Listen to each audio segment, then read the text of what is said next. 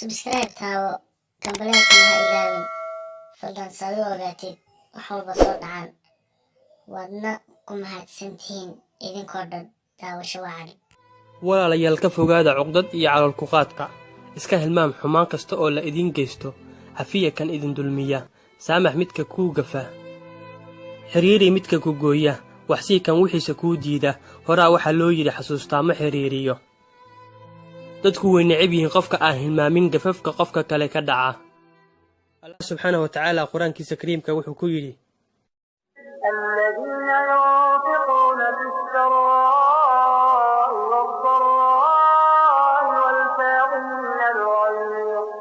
والكاظمين الغيظ والآفين عن الناس والله يحب المحسنين. kuwa wax bixiya xilliga barwaaqada iyo xilliga dhibaatada qariya caradooda cafiya dadka allah wuxuu jecel yahay samafalayaasha. suurat cimraan aayadda 134.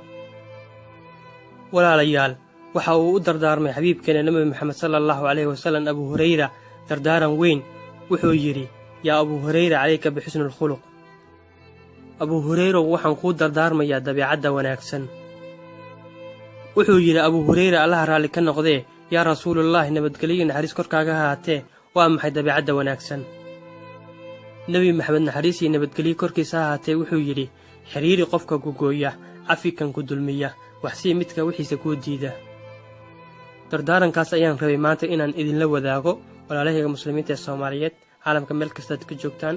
subscribe kanaalka Durus Media. wassalaamu calaykum.